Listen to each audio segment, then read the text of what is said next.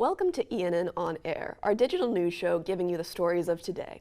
I'm Virginia Vance. And I'm Alice Morrissey. Thank you for joining us. The Federal Emergency Management Agency, also known as FEMA, is ending a full reimbursement for Hurricane Helene's recovery efforts in North Carolina. FEMA initially covered 100% of certain disaster costs like debris removal and emergency services for 180 days after the storm hit last September.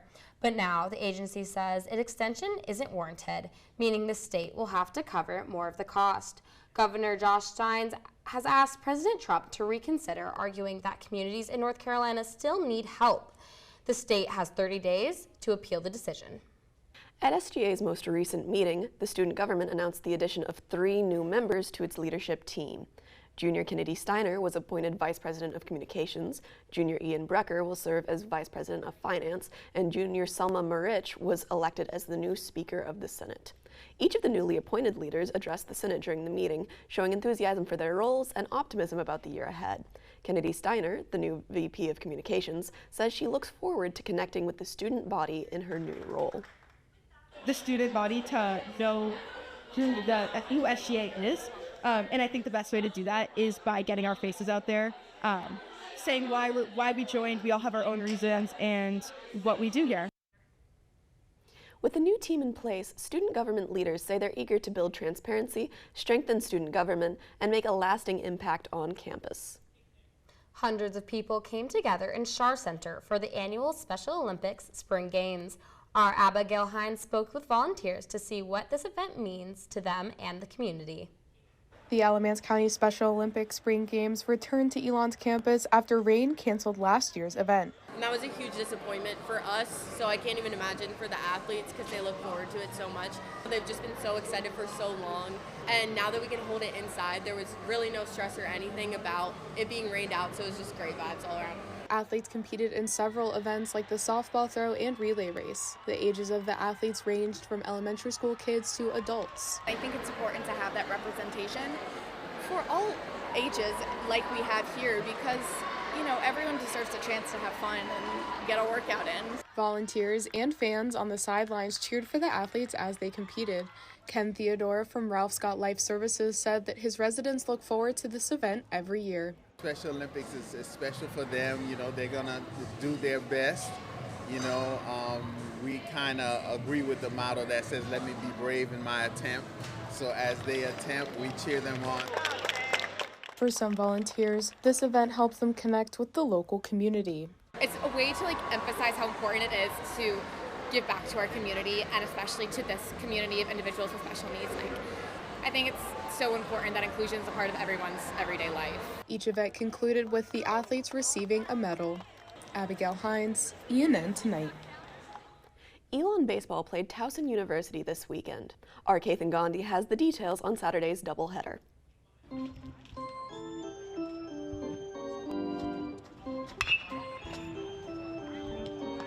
Elon's first game of the day was well in the Phoenix's favor.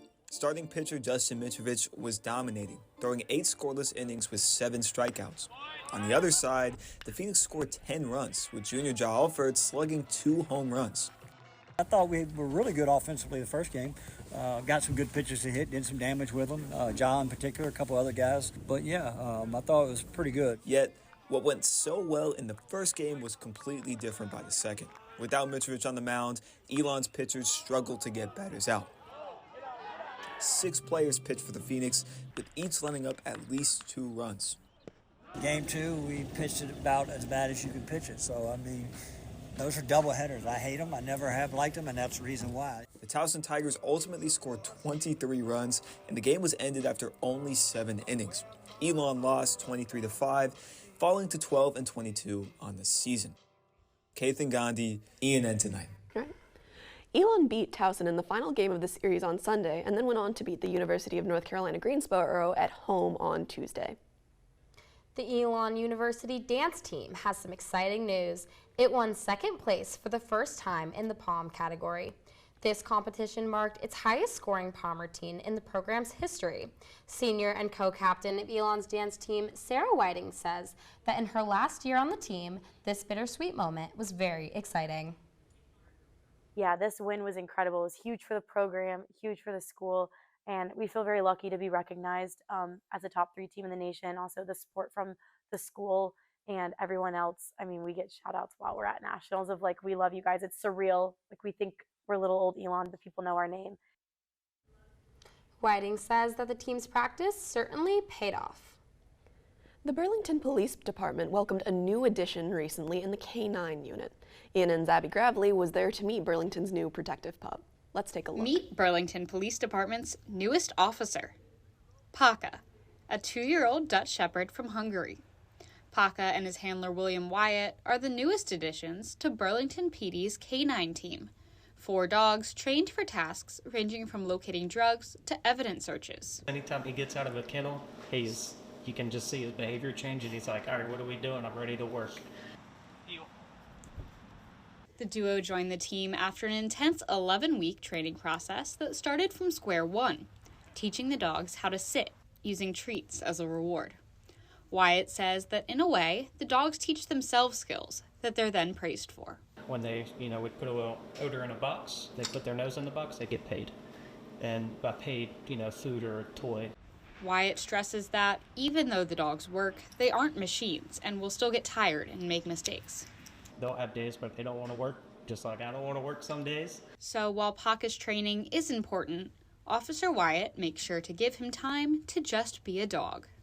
In between calls and downtime, I try to take him out, let him run around, so he's not just riding around the back of the car all day, cooped up.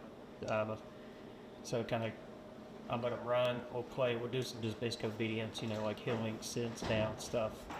Abby Gravely, ENN Tonight. Wyatt says that Paka loves his work, but also loves a good scratch behind the ears. Vice President of Student Life John Dooley recently received a Pillar of Profession Award from the National Association of Student Personnel Administrators. I sat down with Dooley to talk about his acknowledgement. This prestigious title is awarded to those who have served as leaders, educators, and scholars in the field of student affairs in higher education. Nominations are submitted to NASPA in the fall, then winners are announced at the national conference in March. Elon's own Vice President of Student Life, John Dooley, took home the award this year. In a conversation with Elon News Network, he said, although he doesn't know what specifically he did to set him apart, the dedication him and his colleagues share is what really makes a difference. I think that I get to work at an amazing place where students are at the center of everything we do on this campus, and I think that makes a real difference in the work that I get to do and what that means for you and your experience. I also work with amazing colleagues, and so I would argue that we have one of the finest student life divisions in the country. Dooley says he hopes to continue to embody the principles of the award and do his best to make student life a valuable and impactful part of the Elon experience. Beth Schmidt Park was the home of its annual Easter Bunny Hop with Fun for All. Games, refreshments, and contests were free for all families to enjoy. The Easter Bunny and Honey the Bumblebee were available to hang out and take photos with attendees. The Elon Fire Department set up an inflatable firehouse to share tips about fire safety with children and even brought along a fire truck. The most popular stations were the face painting booth, which formed a line out the door, and the stations to meet a live giant rabbit and an Australian wallaby. Gibsonville resident Jessica Boyd brought her 5-year-old daughter to the bunny hop. She said events like these give everyone a sense of community and fun. You can have fun and gather together as a community and just have a good time. And it takes away from the negativity of the world, a nice distraction, nice healthy distraction. On Thursday, Beth Schmidt Park will host a Crafting for a Cause event and teach children how to make bunny boxes just in time for Easter. Well, that's all we have for you this evening. Thanks again for watching ENN On Air. For all the news you need to know when we're not on air, visit our website, elonnewsnetwork.com. And follow us on social media at Elon News Network. Have a great night, Elon.